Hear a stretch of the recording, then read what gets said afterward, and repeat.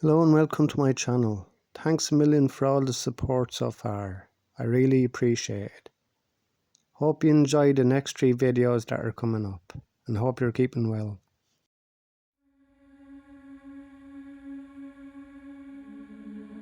I'm 30 years old and I share a house with my sister. It's a 2-floor house, a mother-daughter house, meaning it has 2 kitchens. My sister takes the downstairs, I take the upstairs. My sister isn't home a lot because she often stays with her boyfriend, who lives 20 miles away. Like I said, I'm 30. I shouldn't let being home alone ever freak me out, but admittedly sometimes it does. This happened on the night that I was home alone in my living room watching a scary movie. My part of the house is an open layout, so the living room, dining room and kitchen are all one big space. So as I watch TV on the couch, my back is to a large part of the room behind me. So for those a little more easily spooked, it wouldn't be the most comfortable place to be sitting alone watching a scary movie. I'd admit, as I watched in the dark room with nothing but the light from the TV to cancel the darkness of the room, I found myself glancing over my shoulder a lot. I like to think I'm not the only 30-year-old male that does that, but anyways, after the movie I brushed my teeth, turned off all the lights in the house, then went to sleep. My sleep lasted for about 2 hours. I woke up at around 1 AM and I wasn't sure why I woke up at first. Then I heard a voice downstairs. It sounded like my sister. It sounded like she was inside the house, so it's not like she was calling for me to open the door, but still I knew it was my sister's voice. I didn't know why she was yelling up to me, though, but I was still groggy and not thinking straight. All I could think was that she must have been calling for me or arguing with her boyfriend. So I got out of bed and went into the pitch black hall. I turned on the hallway lights and then made my way through the living room and heard my sister's voice again from downstairs. Now I could understand her to be saying my name. I made my way downstairs in the dark, yelling back at her. "What is it?" I looked for the light switch in the foyer downstairs, but I couldn't find it. I'm not lying when I say I was groggy as hell. I walked down her little hallway towards her kitchen, find the light switch and flick it on. The light in the kitchen lights up her apartment, including her living room. The light starts off dim and needs time to brighten up, but I still saw that there was no one down there. Not her, not her boyfriend. I went to her bedroom, but it was empty. I called her name really loudly one time, but no one called back. But shortly after I yelled, I heard something drop to the floor in my sister's room, which I had just checked, and it was empty. I went back up the stairs like a little kid and went back to my bed, to where my phone was. I tried to call her a few times, but she didn't pick up. I had myself locked in my room, wondering if I had just hallucinated all of that. Eventually I fell asleep, and in the morning I woke up to a text from my sister, asking why I called her at 1 AM. I asked her if she was home last night, and she told me no, she was currently staying at her boyfriend's house. I went downstairs to her bedroom to see what may have fallen down on the floor, but there was not a single object on the floor that could have made a noise. I'm led to believe I hallucinated everything I heard that night, but that's what I want to believe because the alternative would be much more horrific. I just remember how vividly I heard my sister's voice, and that sound in her room really freaks me out.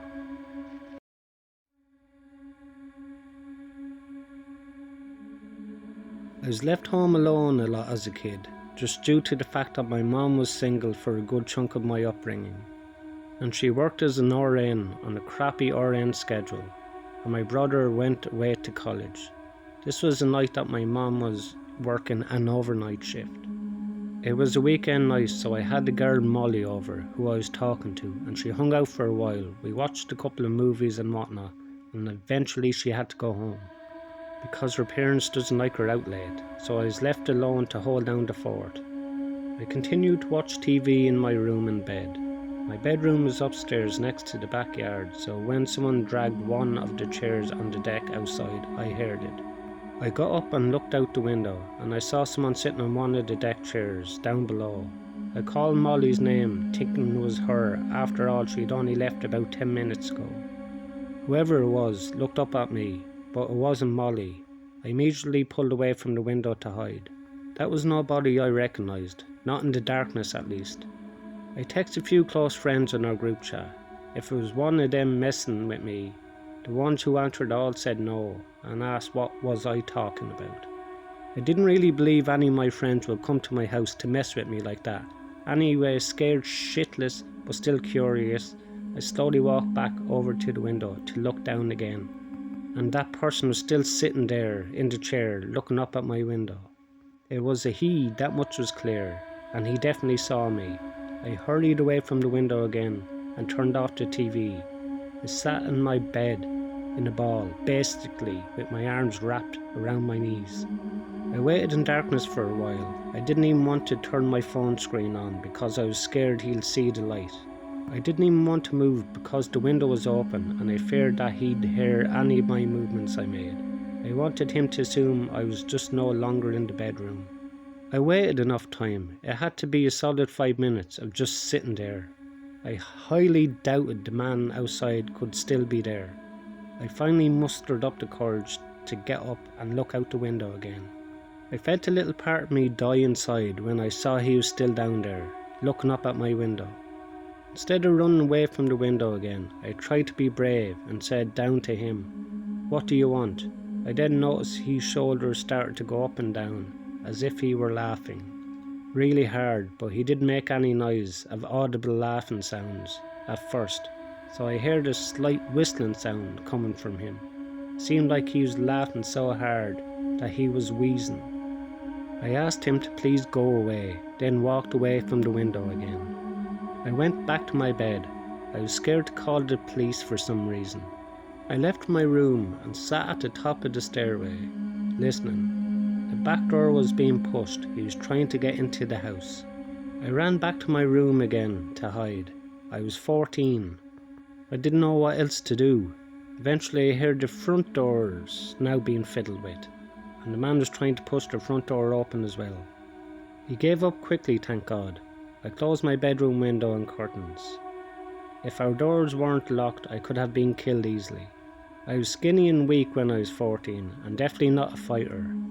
I didn't leave my room again that night, until my mom got home about 9. I told her what happened, and her reaction was angry at me for not calling 911. And in hindsight, that was a very stupid thing of me to do. One of many stupid things I did, or rather didn't do, at that young age, that I question greatly.